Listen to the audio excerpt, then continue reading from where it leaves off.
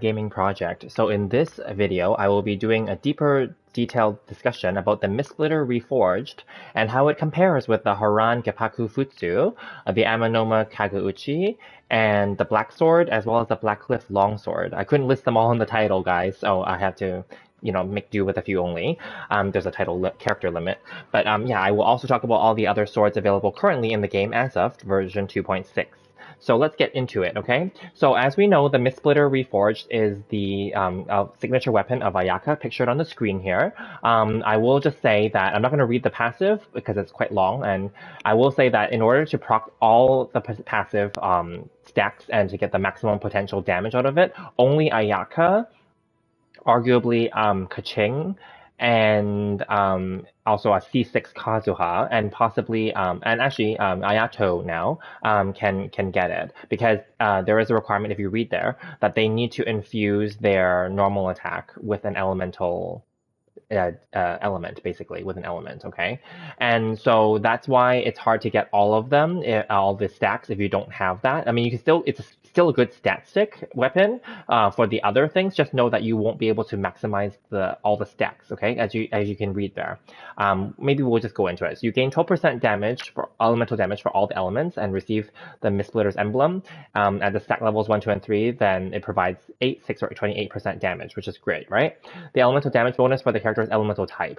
So the character will obtain 1 stack of the emblem in each of the following scenarios. So a normal attack that deals elemental damage, hence it has to be infused with it. So ones that do physical damage don't get that 1 stack. Casting an elemental burst, so any elemental burst, and then your energy, whenever your energy is less than 100%, then you get another one too. So that's why it's going to be hard for that, because it's not like you can consistently have all 3 up at any time either. So that's why it's going to be hard for other characters to really get this. I just talked about it coming up on the next weapon banner, which hasn't been launched yet, but will be launching in a few days for part 2, phase 2 of the version 2.6 patch that we are on currently. So do check that out. But basically, this weapon is amazing on Ayaka. It could be useful for, like I said, the earlier characters I just mentioned. So Ayato, Kacheng, and C6 Kazuha. So it is a very niche weapon in that sense. So I would say that the weapon, I already talked about this on the weapon banner. The weapon banner is a skip. But if you really want to kit out your Ayaka, then know your risk and go for it, okay? How does it compare with the Haran? The Haran I talked about in a previous video, of course. And the Haran is a good weapon overall.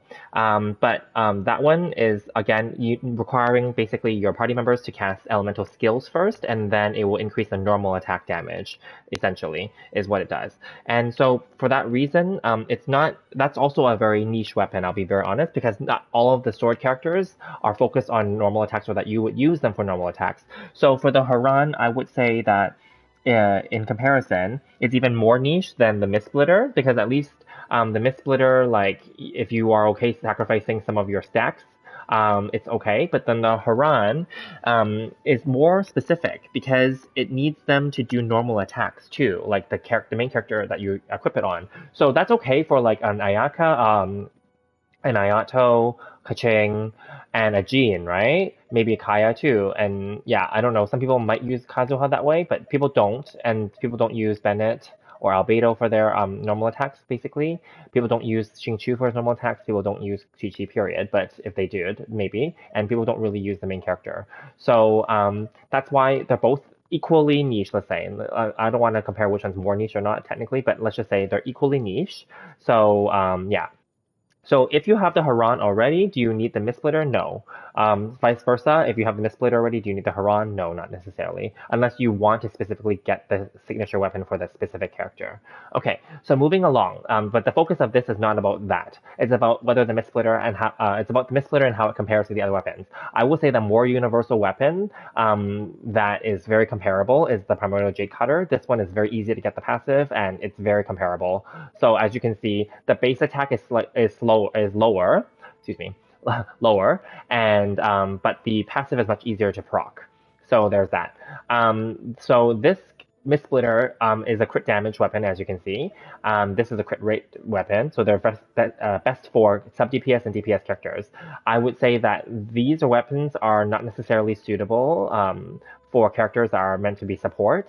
So for example, like Kazuha, like you can turn him into a sub DPS, I know, but then like you may not use him that way. And characters that are support also need different things, such as Elemental Mastery here, maybe Energy Recharge here, right? So then those characters, or even in Albedo's case, they need defense.